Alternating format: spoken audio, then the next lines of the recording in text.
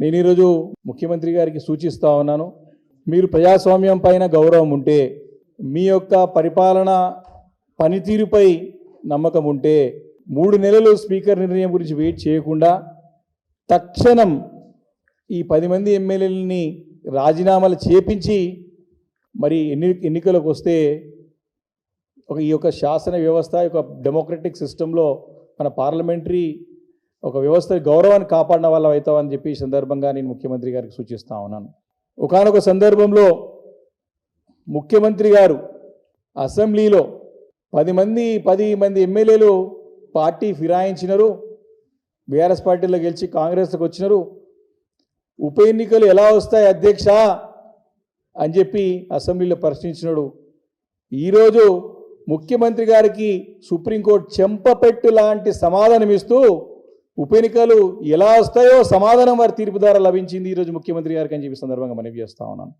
న్యాయ వ్యవస్థను కూడా శాసించే విధంగా ముఖ్యమంత్రి గారు మాట్లాడిన తీరుని సమాజం అంతా కూడా సభ్య సమాజం అంతా కూడా చూసిన సంగతి గుర్తు చేస్తా ఉన్నాం. వారి యొక్క ఆ రోజు ఉపన్యాసం చూసి ఆశ్చర్యపోయినారు. కోర్టులో కేసు ఉండంగా, అనర్హత పిటిషన్లో పెండింగ్ ఉండంగా వారిని ఇలా ఎలక్షన్స్ వస్తాయని వారి కోర్టు తీర్పునే కేసు పెండింగ్ ఉండంగా కూడా ఎలా ఎన్నికలు వస్తాయని చెప్పి, అంటే న్యాయ వ్యవస్థనే శాసించే విధంగా, న్యాయ వ్యవస్థనే ప్రశ్నించే విధంగా, న్యాయ వ్యవస్థనే అవమానించే విధంగా ముఖ్యమంత్రి గారు మాట్లాడిన మాటల్ని సుప్రీంకోర్టు కూడా తప్పుపట్టిన సంగతిని ఈ సందర్భంగా నేను మనవి చేస్తాను. గతంలో పట్టింది, ఇప్పుడు కూడా సుప్రీంకోర్టు ముఖ్యమంత్రి గారు మాడిన మాటల్ని తప్పుపట్టింది.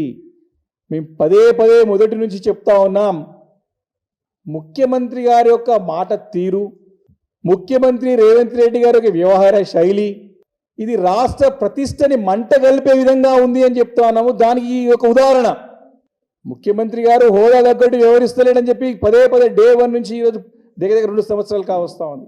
ఈరోజు మళ్ళీ ఆ ఒక పదవికి మచ్చ తెచ్చే విధంగా, ముఖ్యమంత్రి పదవి యొక్క ఇమేజ్ని పూర్తిగా మంట కలిపే విధంగా, అప్రతిష్ట పాలు చేసే విధంగా మాట్లాడిన మాటలని ఈరోజు సుప్రీంకోర్టు కూడా తప్పుపట్టింది. అంటే ఏ రకంగా మరి ముఖ్యమంత్రి గారి వ్యవహార శైలి ఉందో, మాట తీరుందో స్పష్టంగా అర్థం చేసుకోవచ్చు.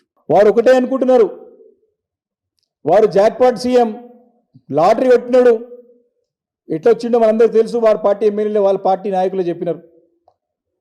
అన్ని వ్యవస్థలు, ముఖ్యమంత్రి అయిపోతే అన్ని వ్యవస్థలు తన గుప్పెట్లో ఉంటే ఆయనకు ఒక ఊహలో ఉన్నాడు. ఆయన ప్రజాస్వామ్య వ్యవస్థలు ఉన్నట్టు అనుకుంటలేడు. ముఖ్యమంత్రి అంటే ఒక రాజరిక వ్యవస్థలో ఒక రాజులా వివరిస్తూ ఉన్నాడు. ఏదైనా ఎట్లయితేనే ఒక ధోరణితో, ఒక అహంకార ధోరణితో, అధికార మదంతో మాట్లాడిన మాటలు అనేక ఉన్నాయి. దాంట్లో ఈ యొక్క 10 మంది ఎమ్మెల్యేలకు ఉప ఎన్నికలు ఎలా వస్తాయని చెప్పేసి అసెంబ్లీలో ప్రశ్నించే సంగతి మరి గుర్తు చేస్తూ ఉన్నాను. కాబట్టి మేము డిమాండ్ చేస్తూ ఉన్నాం, ఈరోజు ఇట్లాగైనా ఎలా అయినా ఖచ్చితంగా 3 నెలలు అనర్హత వేయాల్సిందే. స్పీకర్ గారికి స్పష్టంగా డైరెక్షన్స్ ఇచ్చింది సుప్రీంకోర్టు. కానీ నేను ముఖ్యమంత్రి గారికి నేను హెచ్చరిస్తున్నా, అది యొక్క శాసన వ్యవస్థ యొక్క గౌరవం కాపాడు. మీ యొక్క పార్టీ కేంద్రంలో ఉన్నటువంటి మీ జాతీయ పార్టీ, మీ యొక్క పార్టీ ఫ్లోర్ లీడర్ అయినటువంటి రాహుల్ గాంధీ గారే ఎవరైతే పార్టీ ఫిరాయిస్తే తక్షణం వాళ్ళను అర్హులుగా ప్రకటించాలని చెప్పేసి వారి యొక్క 5 న్యాయ సూత్రాలు ఏదైతే 5 న్యాయ ఉన్నదో వాళ్ళ యొక్క మేనిఫెస్టోలో పెట్టారో దాంట్లో ఒక సూత్రమే ఈ యొక్క ఫిరాయింపు చేసినటువంటి ఎవరైనా సరే ఇమీడియట్గా వారిని డిస్క్వాలిఫై చేయాలా, అనర్హులుగా ప్రకటించాలని చెప్పేసి మీ పార్టీ మేనిఫెస్టోలో మీరు పెట్టుకున్నదే మీరు చేయకుండా రాహుల్ గాంధీ గారు ఒకటి మాట్లాడతారు, ఇక్కడ రేవంత్ రెడ్డి ఒక పని చేస్తూ ఉంటారు. అంటే ఢిల్లీలో ఒక మాట, గల్లీలో ఒక మాట. ఢిల్లీలోనేమో న్యాయము, ధర్మము, సూత్రాలు మాట్లాడతారు, కానీ ఇక్కడనేమో మీరు ప్రత్యక్షంగా డైరెక్ట్గా పార్టీ ఎమ్మెల్యేలను ఫిరాయించిన ఎమ్మెల్యేలు ప్రోత్సహిస్తున్నారు. ఫిరాయింపులను ప్రోత్సహించారు. ఇక్కడ మీరు ప్రోత్సహిస్తూ ఎట్లా ఎన్నికలు వస్తాయని ఛాలెంజ్ చేసి న్యాయ వ్యవస్థనే, దేశంలో ఉన్న వ్యవస్థనే అంటే అబౌదిలా అన్నిటికీ నేను పెద్ద అనుకున్న ఒక ఊహలో ఒక అధికార మదంతో, ఒక అహంకారంతో మాట్లాడిన మాటలకి ఈరోజు చెంపపెట్టలాంటి సమాధానం లభించింది ముఖ్యమంత్రి గారికి, ప్రభుత్వానికి అని చెప్పి సందర్భంగా నేను మనవి చేస్తా ఉన్నాను.